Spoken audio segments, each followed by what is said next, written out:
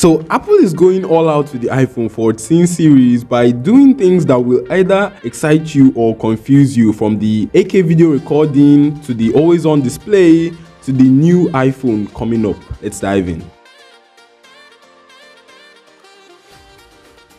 How's it going, guys? Max here. So as we all know, Apple has really changed the setup or specs of the iPhone for the past few years. I mean, till date, whenever I see an iPhone 12 Pro Max from the back, I can't really tell the difference to an iPhone 13 Pro Max. And to be honest, from the back, that doesn't change either this year. But Apple has made some tweaks to the iPhone 14 lineup that makes it one of the most interesting lineups yet. Now, starting with the models, just like last year, there will be 4 models: the iPhone 14 Pro Max, the 14 Pro, the regular 14, and the 14 Plus. Yes, no mini this year or ever.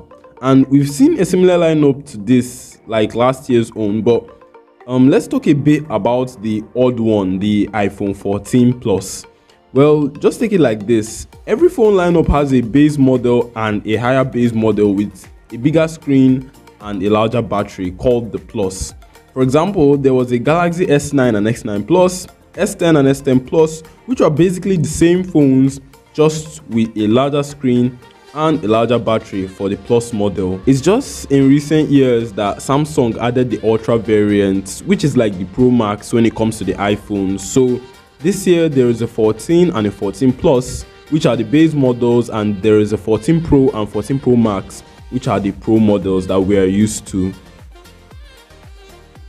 Now, over to the design. Well, the iPhone 14 and 14 Pro will have the same screen size. It will have a 6.1-inch display, while the 14 Plus and 14 Pro Max will have the same 6.7-inch display. Now, about the notch, the base models, the 14 and 14 Plus, will have the same notch as last year, while the 14 Pro and 14 Pro Max will have this new pill-shaped notch, which a lot of people like and most people really don't like it, because I mean, I would prefer the previous notch to this. It just doesn't look good. And then now the base 14 and 14 Plus will have the same 60 Hz display. And yes, I know that the animations will be smooth, and the 14 Pro and Pro Max will have the 120 Hz LTPO display from Samsung in case anyone needs them. But a 60 Hz display on a flagship Apple device in 2022 is wrong, and I'll just leave it at that. And again, the always on display that has been on Android since the beginning of time is coming to the iPhone 14 Pro and Pro Max only. So yeah, another weird display option for the base models. So if you're a big display enthusiast, then you should just go for the Pro models, which, let's be honest, is what Apple really wants you to do.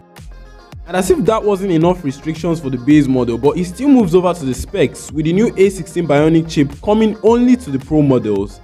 That means that the base models, the 14 and 14 Plus, will come with the older A15 Bionic chip. And don't get me wrong, it's still the fastest chip out there, but we can't deny the fact that it's just another way for Apple to save money. And by the time new Android phones will be coming out in January next year with the Snapdragon 8 Gen 2, they will all be faster than the base model of the latest iPhone, and that has not happened in years. But then again, the A16 that will be on the Pro models, the 14 Pro and Pro Max, will be groundbreaking and more efficient as expected from Apple. Now, I'm not really sure about the figures for the battery, but we expect that Apple will bring a slightly larger battery to support the new always on display, and with the new 30 watts fast charger for the 14 Pro and Pro Max, it is going to be great. Now, one area with some major improvements, especially for the Pro models, yes, again for the Pro models, is the camera. The Pro models will get the new ultra wide telephoto and a new 48 megapixel main camera. Wow, finally Apple decides that they've reached the limit of a 12 megapixel main, haven't they? And this camera can handle 8K, meaning that this is the first time we will see an iPhone with 8K video recording capabilities,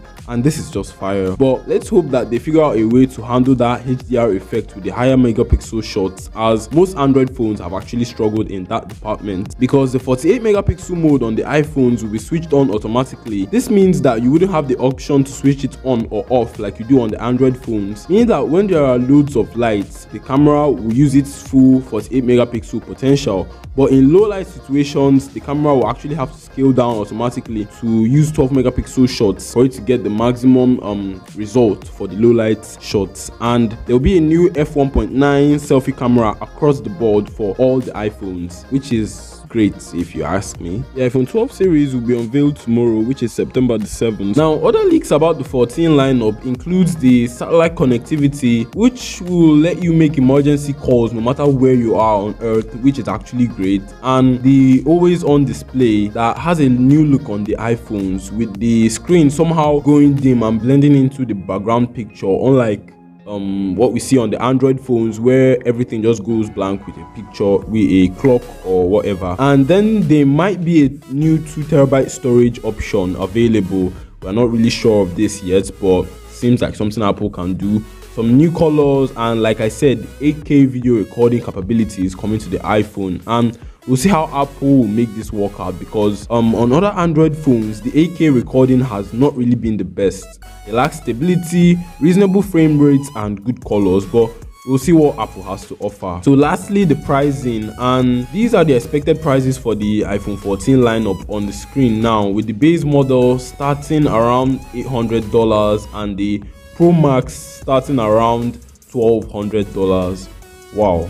Now, I understand that Apple increases the price whenever they add a lot of new things, which might justify the $1,200 asking price of the Pro Max, but $800 for the base iPhone 14, which is just an iPhone 13 with a new selfie camera, is wrong if you ask me. Anyways, tell me what you think about every single thing I've said down in the comment sections.